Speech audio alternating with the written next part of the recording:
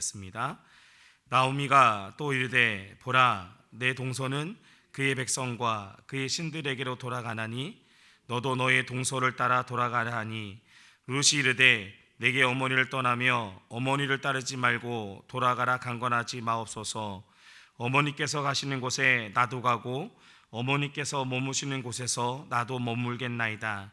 어머니의 백성이 나의 백성이 되고 어머니의 하나님이 나의 하나님이 되시리니 어머니께서 죽으시는 곳에서 나도 죽어 거기 묻힐 것이라. 만일 내가 죽는 일 외에 어머니를 떠나면 여호와께서 내게 벌을 내리시고 더 내리시기를 원하나이다 하는지라.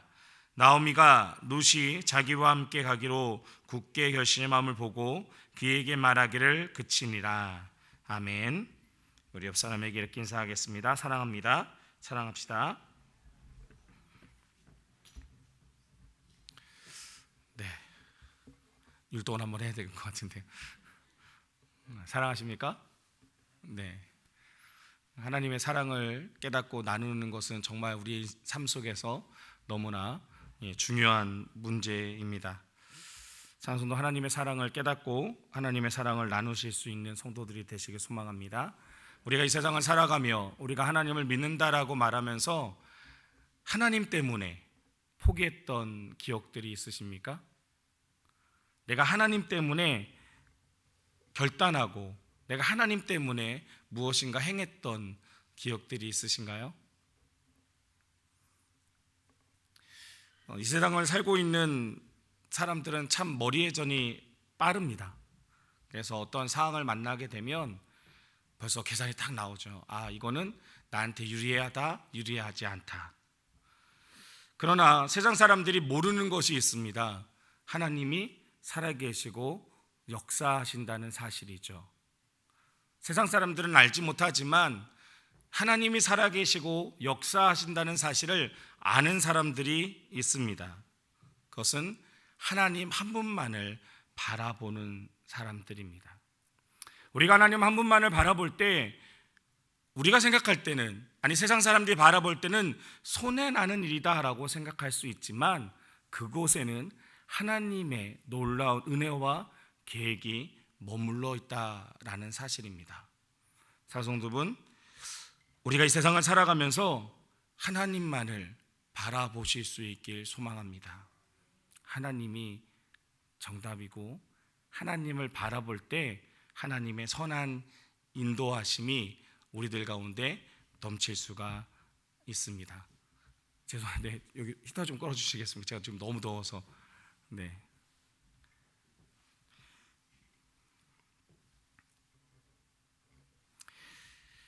오늘 본문 속에 등장하는 나오미가 있고 룻이 있는데요. 이 나오미와 룻은 어떤 사람이었느냐? 하나님 한 분만을 바라보며 결단하는 사람이었습니다. 그로 인해서 하나님이 계획하지 않았던 놀라운 하나님의 은혜를 부어주심을 경험한 사람이 바로 오늘 성경 본문에 등장하는 이 나오미와 룻이었다라는 사실입니다. 나오미와 룻은 같아 보이지만 또 다른 점이 있습니다. 나오미는 어떤 사람입니까? 나오미는 이 베들레헴에서 태어난 신앙이 있는 사람이었습니다. 그러니까 나오미는 하나님이 어떻고 하나님이 어떠한 분이시고 하나님을 믿었고 우리가 나아갈 때 어떠한 일들이 일어난다는 사실을 알고 있었던 사람이 바로 나오미죠. 그러나 룻은 어떻습니까? 룻은 아닙니다. 룻의 고향은 모압이죠. 모압 땅은 어떤 땅입니까? 하나님을 알지 못하는 사람이 사는 곳이 바로 모압 땅입니다. 그러니까 모압에서 태어난 룻은 하나님이 누군지도 모르고 하나님이 어떠한 일을 행하셨는지도 모릅니다라는 거죠.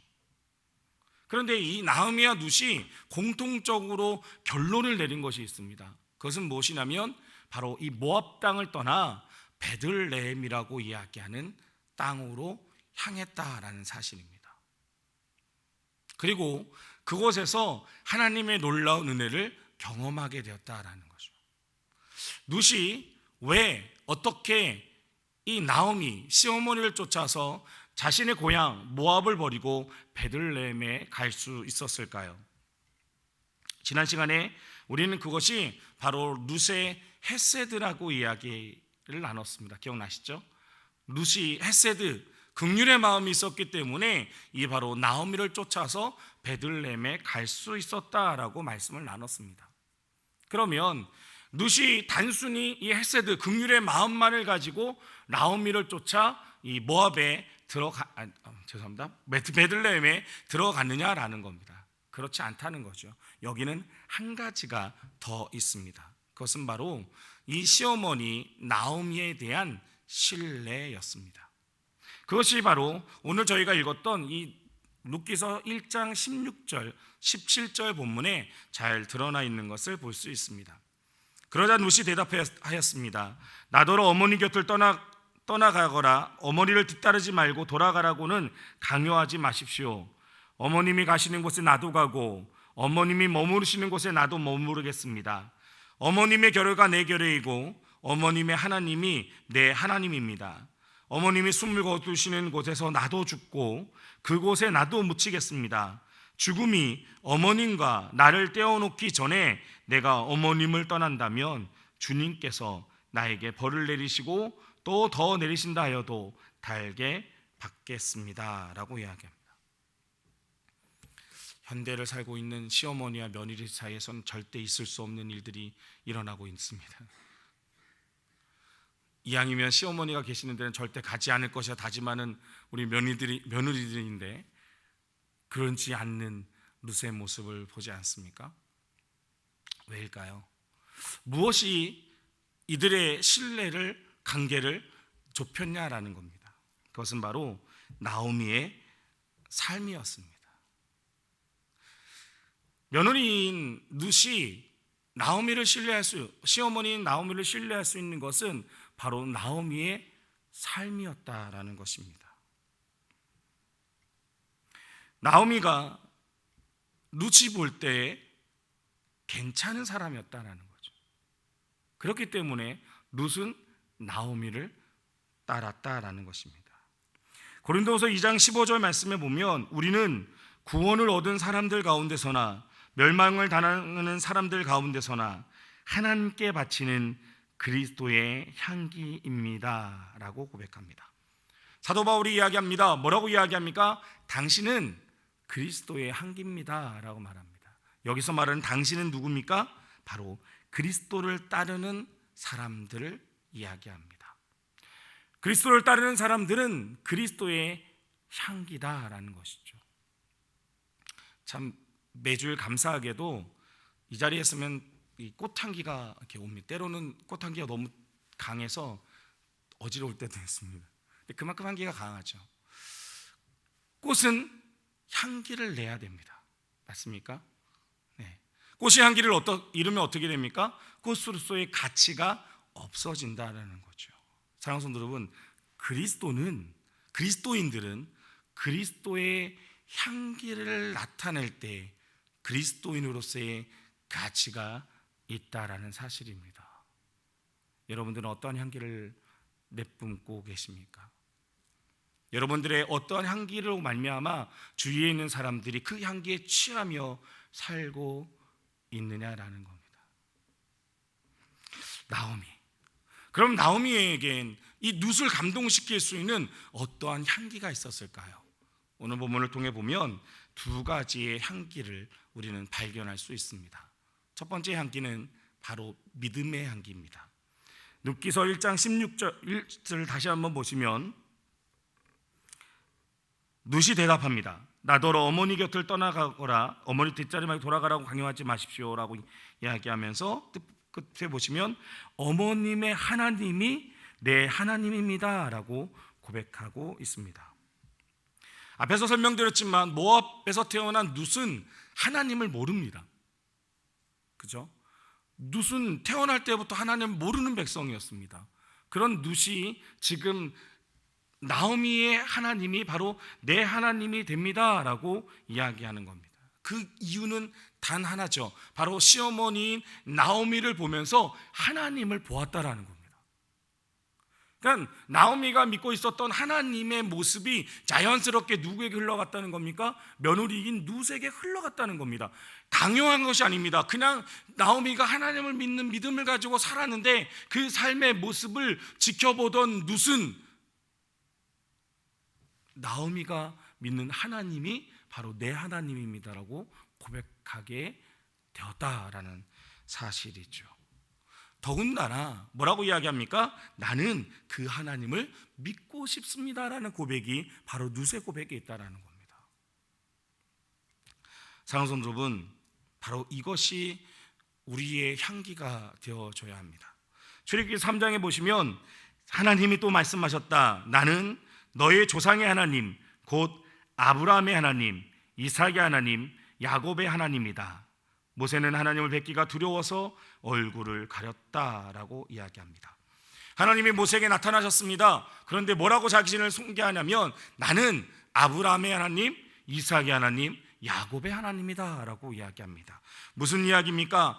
믿음이 흘러갔다는 겁니다. 누구에게서? 아버지에게서 아들로, 또 아버지에서 아들로, 또 아버지에서 아들로 하나님을 향한 믿음이 흘러갔다라는 겁니다. 그래서 아브라함의 하나님, 이삭의 하나님, 야곱의 하나님이라고 고백하고 있다는 사실입니다. 기독교는요, 믿음의 종교입니다. 그래서 기독교는요, 바로 이 믿음을 전달해야 된다는 겁니다. 흘러보낼 수 있는 곳이 바로 기독교라는 사실입니다. 사랑하는 성도 여러분, 믿음의 향기를 흘려보내고 계십니까? 성경은 나 혼자 잘 믿고 잘 살라고 말하지 않는다는 겁니다.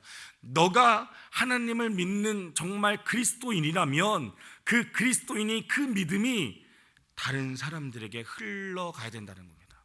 특별히 누구에게요? 내 가장 가까이 있는 사람들에게, 내가 가장 사랑하는 사람들에게 이 그리스도의 향기가 흘러가야 된다는 겁니다. 그것이 당연하다는 겁니다. 그런데 어떻습니까? 우리는 그런 그리스도의 향기를 지금 흘려보내고 계시냐는 겁니다. 왜 명절이 되면 그리스도인들이 명절이 다가오기를 두려워할까요? 힘들어서요? 뭐 힘들기도 하죠. 그러나 어쩌면 그것은 그리스도인이 그리스도인답게 살지 않기 때문입니다. 세상의 일치와 방식을 따르는 사람들이 있고요, 하나님을 쫓는 사람들이 있지 않겠습니까? 그러면 하나님을 쫓아 살아가는 사람의 모습은 분명 달라야 된다는 겁니다. 그런 다르지 않는 겁니다. 똑같은 겁니다. 그러니 명절에 만나도 할 이야기가 없는 겁니다. 주식이 어떻든 학교 교육은 어떻게 해야 된다든 그런 이야기밖에 할 수 없다라는 거죠. 사랑하는 성도 여러분, 하나님은 여러분들을 그리스도의 향기로 부르셨습니다. 이젠 여러분들이 믿음의 향기를 흘려보내는 성도들이 되실 수 있게 소망합니다. 여러분을 보고 여러분 주위에 가장 가까운 지인들, 그들이 스스로 이야기할 수 있어야 된다는 겁니다. 나도 너가 믿는 하나님을 믿고 싶다. 나도 너 따라서 그리스도 만나고 싶다. 이런 고백들이 여러분 가운데 나타날 수 있게 소망합니다. 여러분의 자녀들을 위해서, 여러분의 부모들을 위해서, 여러분들의 형제 자매들을 위해서 우리는 기도하며 그들에게 그리스도의 향기가 되어줘야 합니다. 나오미는 어떠한 향기가 있었을까요? 나오미는 며느리에게 흘려보내는 향기가 있었는데 그 향기는 바로 인격의 향기였습니다. 나오미가 이 두 며느리에게 대하는 모습을 통해 볼 때 우리는 그녀의 인격을 볼 수 있습니다. 오늘 본문은 아니지만 앞으로 좀 올라가 보시면 룻기 1장 8절로 9절까지 있는 말씀을 함께 보시기 바랍니다. 룻기 1장 8절입니다. 제가 가진 성경은 새번역 성경이라 좀 다를 수 있습니다. 길을 가다가 나오미가 두 며느리에게 말하였다. 너희는 제각기 친정으로 돌아가거라. 너희가 죽은 너희의 남편들과 나를 한결같이 사랑하여 주었으니 주님께서도 너희에게 그렇게 해주시기를 빈다. 너희가 각각 새 남편을 만나 행복한 가정을 이루도록 주님께서 돌보아 주시기를 바란다. 나오미가 작별하려고 그들에게 입을 맞추니 며느리들이 큰 소리로 울면서. 자, 이상한 점을 좀 발견하셨습니까? 시어머니가 며느리들에게 자신의 본가로 돌아가라는 말입니다. 그런데 그 며느리들의 반응이 참 이상합니다. 어떻게 하고 있습니까? 소리 높여 울었다라고 성경은 표현합니다. 왜 울었을까요? 사실 며느리들이 볼 때는 며느리보다 더 비참하고 난감한 상황에 놓여 있는 사람이 누굽니까? 시어머니 나오미입니다. 그래도 자기들은 젊잖아요. 그죠? 뭔가 할 수 있죠. 그런데 자신들이 볼 때는 사실 나오미는 그렇지 않다라는 겁니다. 그런데 지금 나오미는 어떻게 하고 있습니까? 이 며느리들을 염려하고 있고 또 미래를 축복하고 있다는 겁니다. 이 시어머니의 마음이 이 며느리들에게 전달되었다는 겁니다. 진심은 통한다라고 그러죠. 진심은 말하지 않아도 안다라고 이야기하지 않습니까? 이 나오미의 그 애틋한 진심이 며느리들에게 전달되어진 겁니다. 그래서 며느리들이 그 이야기를 듣고 눈물을 흘렸다라는 겁니다. 진심으로 며느리들을 대하고 그들의 인생에 축복했던 나오미의 모습이 바로 며느리에게 전달되었다라는 거죠. 이것이 바로 인격입니다. 그리고 그 인격의 한기에 취해 그 며느리들은 울었다라는 사실입니다. 사랑하는 여러분, 우리가 보여줘야 될 또 하나의 향기가 있다면 그것은 바로 인격의 향기입니다. 빌보서 3장 17절 말씀에 보면 형제자매 여러분 다 함께 나를 본받으십시오. 여러분이 우리를 본보기로 삼은 것 같이 우리를 본받아서 사는 사람들을 눈여겨보십시오 라고 말합니다. 고린도서 4장 16절에는 그러므로 나는 여러분에게 권합니다. 여러분은 나를 본받는 사람이 되십시오. 고린도서 11장 1절은 내가 그리스도를 본받는 사람인 것 같이 여러분은 나를 본받는 사람이 되십시오 라고 이야기합니다. 사도 바울의 이야기입니다. 뭐라고 고백하냐면 당신들을 나를 본받는 사람이 되십시오 라고 말합니다. 이것이 사도 바울의 교만의 말일까요? 아닙니다. 그것은 자신의 어떠한 자랑을 하기 위해서 나를 본받으십시오 라고 말하는 것이 아닙니다. 그것은 바로 그리스도를 따랐던 나의 삶의 모습을 이제는 당신들도 따라 살아가길 소망합니다 라고 고백하고 있는 겁니다. 다시 말하면 나는 그리스도를 바라보고 그리스도가 행한 삶의 모습대로 살아가고자 노력했습니다. 당신들도 그리스도를 닮아 살아가는 삶의 모습을 가지고 살길 소망합니다라는 사도 바울의 고백입니다. 그리스도는 이 땅에서 어떻게 사셨습니까? 나를 위해 살았나요? 아니요. 남을 위해서 사셨습니다. 그리스도는 이 땅에서 어떻게 사셨습니까? 하나님의 계획을 이루기 위해 사셨습니다. 그리고 그 하나님의 계획을 이루기 위해 그리스도는 다 주셨다라는 사실입니다. 다시 말해 복음에 다 드린 분이 바로 그리스도셨습니다. 그렇기 때문에 사도 바울도 어떻게 살았습니까? 바로 그 복음에 또 자신을 온전히 다 드리며 산 사람이 바로 사도 바울이었습니다. 예수 그리스도를 만나기 이전에 사도 바울은 자랑할 거리가 너무나 많은 사람이었습니다. 로마 시민권자였고 가장 뛰어난 학문을 배운 사람이었습니다. 더군다나 유대인 중에 유대인이었다라는 사실입니다. 그랬던 그가 예수 그리스도를 만난 다음에는 자랑할 거리가 하나밖에 없었다라는 겁니다. 그리스도의 십자가. 그것이 바로 그의 자랑거리였습니다. 그는 그 자랑을 거리를 위해선 때로는 낮은 데로도 갔다라는 것이죠. 유대인들에게 있어서 이룰 수 없는 이방인, 함께 밥 먹을 수도 없고 쳐다볼 수도 없는 이방인, 그들에게 그리스도의 복음을 증거하러 갔다라는 겁니다. 이유는 단 하나, 나도 그리스도처럼 살기 위해서. 사랑성도분, 우리가 보여줘야 될 인격의 모습은 무엇일까요?